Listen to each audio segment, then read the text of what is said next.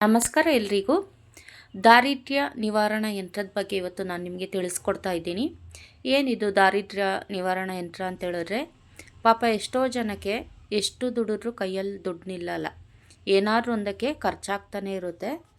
ಆಮೇಲೆ ಈಗ school fees ಕಟ್ಟೋದಾಗಿರ್ಬೋದು, ಬಾಡಿಗೆಗಳು ಕಟ್ಟೋದಾಗಿರ್ಬೋದು, loan ತಗೊಂಡಿರ್ತಾರೆ, ಬೇರೆ ಬೇರೆ ಏನಕ್ಕಾದ್ರೂ ಖರ್ಚು ಮಾಡ್ತಾನೆ ಇರ್ತಾರೆ. ಮನೇಲಿ ಜಾಸ್ತಿ ಜನ ಇದ್ದರೆ, ದುಡಿಯೋರು ಕಡಿಮೆ ಇದ್ದರೆ, ಅಂಥ ಸಂದರ್ಭದಲ್ಲೂ ಕೂಡ ನಮಗೆ ಕಷ್ಟ ಅನ್ನೋದು ಬರ್ತಾ ಇರುತ್ತೆ. ಎಷ್ಟೇ ದುಡಿದ್ರೂ ದುಡ್ಡು ಸಾಕಾಗಲ್ಲ. ತಿನ್ನೋರು ಜಾಸ್ತಿ ಇರ್ತಾರೆ, ದುಡಿಯೋರು ಕಡಿಮೆ ಇರ್ತಾರೆ. ಅಂಥ ಸಂದರ್ಭದಲ್ಲಿ ದುಡಿಯೋರ್ಗಂತೂ ಸಾಕಪ್ಪ ಈ ಜೀವನ, ಯಾರಿಗೆ ಬೇಕಪ್ಪ ಈ ಜೀವನ ಅಂತ ಅನಿಸ್ತಾ ಇರ್ತದೆ. ಅದರಲ್ಲೂ ಈ ಕಾಲದಲ್ಲಂತೂ ಇವಾಗ ಪ್ರೆಸೆಂಟ್ ಏನು ನಡೀತಾ ಇದೆ, ಯುದ್ಧದಿಂದಾಗಿ ಪ್ರತಿಯೊಂದು ಬೆಲೆ ಕೂಡ ಜಾಸ್ತಿಯಾಗಿದೆ. ಏನು ತಗೊಳ್ಳೋಕ್ಕೂ ಆಗ್ತಾಯಿಲ್ಲ. ಯಾಕೆಂತೇಳಿದ್ರೆ ಪ್ರತಿಯೊಂದಕ್ಕೂ ಒಂದಷ್ಟು ರೇಟ್ಗಳು ಅಂತ ಫಿಕ್ಸ್ ಮಾಡಿ ಜಾಸ್ತಿ ಮಾಡಿದ್ದಾರೆ. ಅದು ದಿನೇ ದಿನೇ ಜಾಸ್ತಿ ಆಗ್ತಾನೆ ಇರುತ್ತೆ.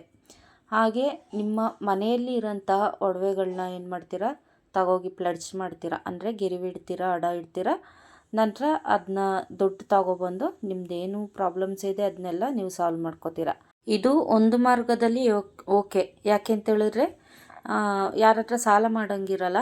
ನಮ್ಮ ಒಡವೆ ನಾವು ಅಡ ಇಡ್ಬೋದು, ನಂತರ ಅದನ್ನ ಬಿಡಿಸ್ಕೋಬೋದು. ಆದರೆ ನಿಮಗೆ ಅಲ್ಲಿ ಎಕ್ಸ್ಟ್ರಾ ದುಡ್ಡಾಗುತ್ತೆ. ಯಾಕೆಂತೇಳಿದ್ರೆ ಅದಕ್ಕೆ ಬಡ್ಡಿ ಕಟ್ಟಬೇಕು. ಹಾಗೆಯೇ ಮನೆಯಲ್ಲಿರೋಂತಹ ಒಡವೆ ವಸ್ತುಗಳನ್ನ, ಅಂದರೆ ಬೆಳ್ಳಿ ಆಗಿರ್ಬೋದು, ಚಿನ್ನ ಆಗಿರ್ಬೋದು, ಅತಿ ಹೆಚ್ಚಾಗಿ ತಗೋಗಿ ಹೊರಗಡೆ ಪ್ಲಡ್ಜ್ ಮಾಡಬಾರ್ದು.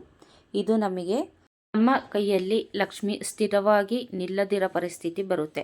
ನಮ್ಮ ಕೈಲೇ ಸ್ಥಿರವಾಗಿ ನಿಲ್ಲದಿರೋದು ಇನ್ನು ಮನೇಲಿ ಏನಿರುತ್ತೆ, ಮನೆಗೆ ದಿನೇ ದಿನೇ ದಾರಿದ್ರ್ಯಗಳು ಹೆಚ್ಚಾಗ್ತಾ ಹೋಗುತ್ತೆ. ಆಮೇಲೆ ಕೆಲವೊಂದು ವಸ್ತುಗಳನ್ನ ಬೇರೆಯವ್ರಿಗೆ ಸಾಲ ಥರ ಕೊಡಬಾರ್ದು. ಈ ಉಪ್ಪು, ಎಣ್ಣೆ ಈ ಥರದ್ದೆಲ್ಲ ಕೊಡಬಾರ್ದು. ಆದರೆ ಕೆಲವು ಮಹಿಳೆಯರಿಗೆ ಗೊತ್ತಾಗಲ್ಲ. ಮೈ ಮೇಲೆ ಹಾಕಿರೋ ಒಡವೆಗಳು ಕೊಡ್ತಾರೆ, ಆಮೇಲೆ ಮನೆಯಿಂದ ಇಂಥ ವಸ್ತುಗಳನ್ನ ಕೊಡ್ತಾರೆ. ಮುಂಚೆಲ್ಲ ಇದೆಲ್ಲ ಕೊಡ್ತಾಯಿದ್ರು, ಆದರೆ ಇತ್ತೀಚೆಗೆ ಸ್ವಲ್ಪ ಎಲ್ಲ ಕಡಿಮೆ ಆಗಿದೆ. ಆದರೂ ಯಾರಿದನ್ನ ಅನುಸರಿಸ್ತಿದ್ದೀರ, ಇನ್ನೂ ಕೂಡ ಅದೇ ರೀತಿ ಮಾಡ್ತಾಯಿದ್ದೀರ, ಅದನ್ನ ಮಾಡಬೇಡಿ, ನಿಲ್ಲಿಸಿ. ಯಾಕೆಂತೇಳಿದ್ರೆ ಮನೆಯಿಂದ ಸಾಸಿವೆ ಆಗಲಿ, ಎಣ್ಣೆ ಆಗಲಿ, ಉಪ್ಪಾಗಲಿ ಈ ಥರದ್ದೆಲ್ಲ ಕೊಡಬಾರ್ದು. ಸಂಜೆ ಟೈಮಲ್ಲೆಲ್ಲ ಹೊರಗಡೆ ಏನು ಹೊಸ್ಲಿಂದ ಆಚೆ ಏನು ಕೊಡಬಾರ್ದು ಅಂತಲೇ ಹಿಂದಿನ ಕಾಲದಿಂದ ಹೇಳ್ಕೊಬಂದಿದ್ದಾರೆ. ಇರಲಿ, ಅದೊಂದು ಭಾಗ ಇರಲಿ. ಹಾಗೆ ಈ ಇತ್ತೀಚಿನ ದಿನಗಳಲ್ಲಿ ಈ ಲೋನ್ಗಳು ಜಾಸ್ತಿ ಆಗ್ತಾಯಿದೆ. ಈ ಲೋನ್, ಒಂದು ಲೋನ್ ತಗೋತಾರೆ, ಇನ್ನೊಂದು ಲೋನ್ ಕಟ್ತಾರೆ, ಇನ್ನೊಂದು ಲೋನ್ ತಗೋತಾರೆ, ಮತ್ತೊಂದು ಲೋನ್ ಕೊಡ್ತಾರೆ. ಇದರಿಂದ ಬಡ್ಡಿಗಳು ಕಟ್ಟೋದು ಎಕ್ಸ್ಟ್ರಾ ಅಮೌಂಟ್ ಎಲ್ಲ ಇರುತ್ತೆ. ಅದು ನಮಗೆ ಗೊತ್ತಾಗಲ್ಲ. ಒಟ್ಟಲ್ಲಿ ಏನೋ ಒಂದು ಸಮಸ್ಯೆಗೆ ಪರಿಹಾರ ಅಂತ ಮಾಡ್ಕೊಂಡು ಹೋಗ್ತಾ ಇರ್ತೀವಿ, ಅದರಲ್ಲೇ ಜೀವನ ಕಳೀತಾ ಇರ್ತೀವಿ. ಇನ್ನು ಕೆಲವರು ಬಾಡಿಗೆ ಮನೆ ಅಂತೇನಿಲ್ಲ, ಸ್ವಂತ ಮನೆಯದವರು ಕೂಡ ಸಾಲಗಳನ್ನ ಮಾಡ್ಕೊಂಡಿರ್ತಾರೆ. ಬಾಡಿಗೆಯವರು ಅಂತೇಳಿದ್ರೆ ಎಕ್ಸ್ಟ್ರಾ ಬಾಡಿಗೆದೊಂದು ಅಮೌಂಟ್ ಬಿದ್ದಿರುತ್ತೆ, ಅದ್ರ ಜೊತೆಗೆ ಅವ್ರ ಜೀವನಕ್ಕೆ ಎಷ್ಟು ಬೇಕು ಅಷ್ಟು ಸಾಲ ಮಾಡ್ಕೊಂಡಿರ್ತಾರೆ. ಯಾಕೆ ಅಂತೇಳಿದ್ರೆ ಇದು ಎಲ್ಲರಿಗೂ ಅನ್ವಯ ಆಗಲ್ಲ. ಒಳ್ಳೆ ಉತ್ತಮ ಸ್ಥಿತಿಯಲ್ಲಿರೋರು ಚೆನ್ನಾಗೇ ಇರ್ತಾರೆ. ತುಂಬ ಕಷ್ಟಪಡ್ತಾ ಇರ್ತಾರಲ್ಲ ಅಂಥವ್ರಿಗೆ ಹೇಳ್ತಾ ಇದ್ದೀನಿ ನೋಡಿ. ಇದು ದಾರಿದ್ರ್ಯ ನಿವಾರಣಾ ಯಂತ್ರ ಅಂತ. ಈ ಯಂತ್ರನ ನೀವು ಬರೆದು ಕೊರಳಿಗೆ ಕಟ್ಕೊಂಡ್ರೆ ನಿಮ್ಮ ದಾರಿದ್ರ್ಯ ಅನ್ನೋದು ಕಾಲಕ್ರಮೇಣ ಕಡಿಮೆ ಆಗ್ತಾ ಬರುತ್ತೆ. ದಾರಿದ್ರ್ಯ ಅಂದರೆ ಏನು ಅಂದರೆ, ಬೆಳಗ್ಗೆ ಊಟಕ್ಕಿದ್ರೆ ಸಂಜೆಗಿರಲ್ಲ, ಮಧ್ಯಾಹ್ನಕ್ಕಿರಲ್ಲ, ಒಂದೊತ್ತು ತಿಂದರೆ ಇನ್ನೊಂದೊತ್ತು ಇರಲ್ಲ. ಆಮೇಲೆ ಉಪವಾಸದಿಂದ ಇರೋರು ಎಷ್ಟೋ ಜನ ಇರ್ತಾರೆ. ನಾವು ಅನ್ಕೋಬೋದು ನಾವೇನು ಆ ಥರ ಇಲ್ಲ ಅಂತ, ಆದರೆ ಊಟ ಇಲ್ಲದೇ ಬದುಕ್ತಾ ಇರೋರು ತುಂಬ ಜನ ಇದ್ದಾರೆ. ಕೆಲವೊಬ್ಬರಿಗೆ ಸಮಸ್ಯೆ ಎಲ್ಲಿಂದ ಶುರು ಆಗಿದೆ ಅಂತ ಗೊತ್ತಾಗಲ್ಲ. ಯಾಕೆಂತೇಳಿದ್ರೆ ಚೆನ್ನಾಗಿ ದುಡಿತಾರೆ, ಕೈಲಿ ಚೆನ್ನಾಗಿ ಹಣ ಬರುತ್ತೆ, ಹಣ ಇದ್ದಕ್ಕಿದ್ದಂಗೆ ಎಲ್ಲ ಖರ್ಚಾಗ್ತಾ ಇರುತ್ತೆ, ₹1 ಉಳಿಸೋಕ್ಕಾಗಲ್ಲ. ಏನೇ ಮಾಡಿದ್ರು ಇಂಥದಕ್ಕೆ ಅಂತ ಸೇವಿಂಗ್ ಅಂತ ಎತ್ತಿಟ್ಟಿರ್ತೀವಿ, ಆದರೆ ಅದನ್ನೇ ಖರ್ಚು ಮಾಡ್ತಾ ಇರ್ತೀವಿ. ಅದು ಎಲ್ಲಾದರೂ ಒಂದು ಕಾರಣದಿಂದ, ಮೂಲದಿಂದನೇ ಅದು ಖರ್ಚಾಗ್ತಾ ಇರ್ತದೆ.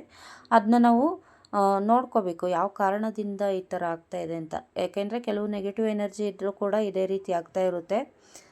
ಲಕ್ಷ್ಮಿ ಕೃಪಾ ಕಟಾಕ್ಷ ಇಲ್ಲದಿದ್ದರೂ ಕೂಡ ಇದೊಂದು ತೊಂದರೆ ಆಗ್ತಾ ಇರುತ್ತೆ. ಆದ್ದರಿಂದ ಇದು ದಾರಿದ್ರ್ಯ ನಿವಾರಣಾ ಯಂತ್ರನ ನಾವು ಬರ್ಕೊಂಡು ಕಟ್ಕೊಂಡ್ರೆ ಆದಷ್ಟು ಸಾಕಷ್ಟು ನಾವು ಇದನ್ನ ತಡಿಬಹುದು. ಏನು ದಾರಿದ್ರ್ಯ ಅನ್ನೋದನ್ನ ತಡಿಬಹುದು. ತಡೆದು ನಾವು ಒಂದು ಒಳ್ಳೆಯ ಉತ್ತಮ ಸ್ಥಿತಿಗೆ ಬರ್ಬೋದು. ಹಾಗಿದ್ರೆ ಬನ್ನಿ, ದಾರಿದ್ರ್ಯ ನಿವಾರಣೆ ಯಂತ್ರನ ಯಾವ ರೀತಿ ತಯಾರಿಸ್ಕೋಬೇಕು ಅಂತ ತಿಳಿಸ್ಕೊಡ್ತೀನಿ. ಇದಕ್ಕೆ ಮೇನ್ ಭುಜಪತ್ರನೇ ಆಗಬೇಕು. ಭುಜಪತ್ರದಿಂದ ನೀವು ಕೇಸರಿಯಿಂದ ಬರಿಬೇಕು. ಈ ಯಂತ್ರನ ನೀವು ಕೇಸರಿಯಲ್ಲಿ ಬರಿಬೇಕು. ಇದಕ್ಕೆ ಗೋರೋಜನ, ಕಸ್ತೂರಿ, ನವಸಾರಗ, ಪಾದರಸ ಮತ್ತು ಉತ್ತರಾಣಿ ಬೇರು, ಸರ್ವಸಿದ್ಧಿ ಬೇರು ಅಂತ ಬರುತ್ತೆ, ಅದು ಕೂಡ ಹಾಕಿದ್ರೆ ತುಂಬಾ ಒಳ್ಳೆಯದು. ಆಮೇಲೆ ಕೆಂಪು ಗುಲಗಂಜಿ, ಇದನ್ನೆಲ್ಲ ಹಾಕಿ ನೀವು ಯಂತ್ರದೊಳಗೆ ಈ ಮೂಲಿಕೆಗಳನ್ನೆಲ್ಲ ಹಾಕಬೇಕು.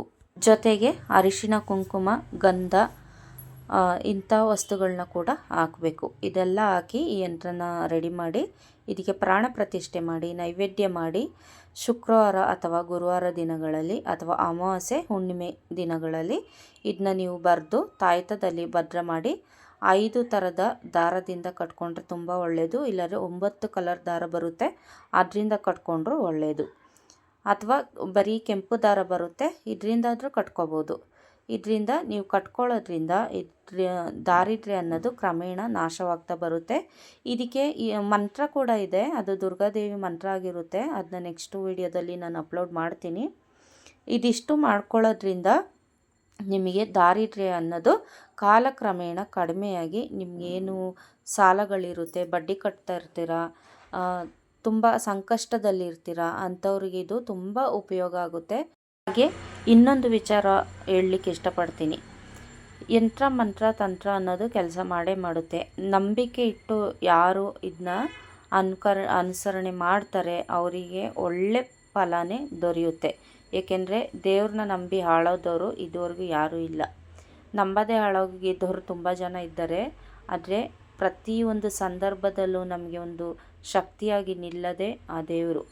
ನೀವು ದೇವ್ರನ್ನ ಒಂದು ವಿಗ್ರಹ ರೂಪ ಅಥವಾ ಫೋಟೋದ ರೂಪದಲ್ಲಿ ಏನಾದ್ರಲ್ಲಾದ್ರೂ ನೋಡ್ಬೋದು, ಇಲ್ಲ ಪ್ರಕೃತಿ ರೂಪದಲ್ಲಾಗಿ ನೋಡ್ಬೋದು, ಇಲ್ಲ ನಿಮ್ಮ ಸುತ್ತಮುತ್ತ ಒಂದು ವ್ಯಕ್ತಿ ರೂಪದಲ್ಲಾದರೂ ನೋಡ್ಬೋದು. ಒಟ್ಟಲ್ಲಿ ಒಂದು ಶಕ್ತಿ ಅಂತೂ ನಿಮ್ಮನ್ನ ಕಾಪಾಡುತ್ತೆ, ಎಲ್ಲೂ ನಿಮ್ಮನ್ನ ಎಡವಕ್ಕೆ ಬಿಡಲ್ಲ. ನೋಡಿದ್ರಲ್ಲ, ಇದೊಂದು ಅತ್ಯದ್ಭುತ ಒಂದು ಯಂತ್ರ ಆಗಿರುತ್ತೆ. ಈ ವಿಡಿಯೋ ನಿಮಗೆ ಇಷ್ಟ ಆದರೆ ಲೈಕ್ ಮಾಡಿ, ಶೇರ್ ಮಾಡಿ, ಹಾಗೆ ಸಬ್ಸ್ಕ್ರೈಬ್ ಮಾಡ್ಕೊಳ್ಳಿ. ನಿಮ್ಮ ಫ್ಯಾಮಿಲಿ ಮೆಂಬರ್ಸ್ಗಾಗಲಿ ಫ್ರೆಂಡ್ಸ್ಗಾಗಲಿ ಶೇರ್ ಮಾಡಿ, ಅವ್ರಿಗೂ ಉಪಯೋಗ ಆಗಲಿ. ಇಷ್ಟ ಆಗಿಲ್ಲ ಅಂತ ಹೇಳಿದ್ರೆ ಡಿಸ್ಲೈಕ್ ಮಾಡಿ. ಯಾರೆಲ್ಲ ನನ್ನ ಚಾನೆಲ್ನ ಹೊಸದಾಗಿ ನೋಡ್ತಿದ್ದೀರಾ ಅವ್ರಿಗೆ ಈ ವಿಡಿಯೋ ಇಷ್ಟ ಆಯಿತು ಅಂತ ಹೇಳಿದ್ರೆ ನೀವು ಸಬ್ಸ್ಕ್ರೈಬ್ ಮಾಡ್ಕೊಳ್ಳಿ. ಹಾಗೆ ಹಿಂದಿನ ವಿಡಿಯೋಗಳೆಲ್ಲ ಚೆಕ್ ಮಾಡಿ, ನಿಮಗೆ ಉಪಯೋಗ ಆಗೋಂಥ ಮಾಹಿತಿಗಳು ಸಿಗ್ಬೋದು. ಮತ್ತು ಯಂತ್ರಗಳು ಯಾವ ರೀತಿ ರಚನೆ ಮಾಡಬೇಕು ಅಂತ ಕೂಡ ಎಲ್ಲ ಅಪ್ಲೋಡ್ ಮಾಡಿದ್ದೀನಿ. ಮುಂದಿನ ವಿಡಿಯೋದಲ್ಲಿ ಸಿಗೋಣ. ಇದುವರೆಗೂ ಧನ್ಯವಾದಗಳು.